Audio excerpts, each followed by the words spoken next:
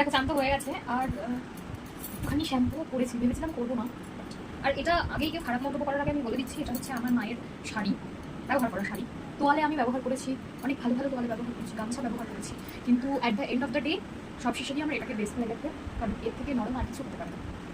সত্যি কথা বলছি, তো কেউ খারাপ মন্তব্য করো না। হ্যাঁ, আমি এইটাই ব্যবহার করি এবং এটা আমার পার্সোনাল, আমি কাউকে ধরতে দিই না।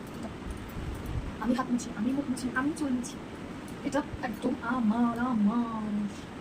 স্নান হয়ে গেছে, ভেবেছিলাম আজকে শ্যাম্পু করবো, তার কারণ তো অম্বুবাচী লেগেছে। অম্বুবাচী তো মনে হয় কালকে বোধহয় হয়ে গেছে, কিন্তু ব্যাপারটা হচ্ছে যে কালকে তো শেষ হয়ে গেছে। আর এই 3 দিন যেহেতু আমাদের শ্যাম্পু করতে নেই, মানে সিঁদুর তুলতে নেই, সেই কারণে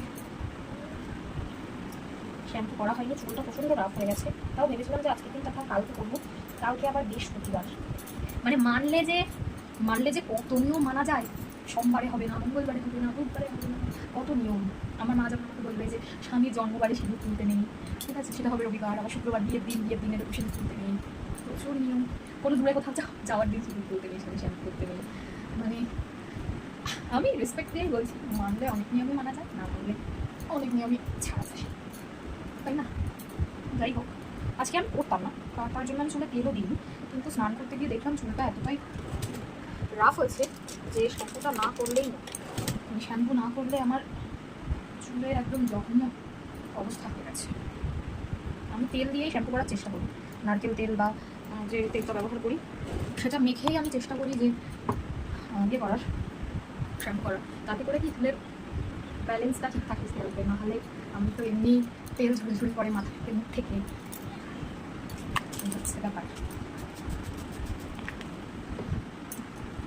আমার স্কিন কেয়ার বলতে এই দুপুরবেলায় আমি আর কিচ্ছু মাখি না, তার কারণ একটু পরেই দেখবা আমার মুখ দিয়ে, গলা দিয়ে, চুল দিয়ে জল ঝরে ঝরে পড়ছে। তো অনেকটাই দিই, কোনো দিন সেটাও দিই না, কিছুই দিই না। আর হচ্ছে তোমার এখন হচ্ছে বলবো টিপ, আমি বরাবরই ছোটো টিপ করতে ভালোবাসি, যে কারণে আমি কুচি টিপগুলোই করি, ভালো এখন স্টে করি। আর সিঁদুর ছাড়া তো আমরা অসম্পূর্ণ, আর সিঁদুরটা তো আমাদেরকে করতেই হবে।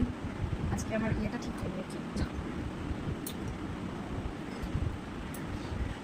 আজকে আমার এইবারটা আমার মতো ঠিক আছে।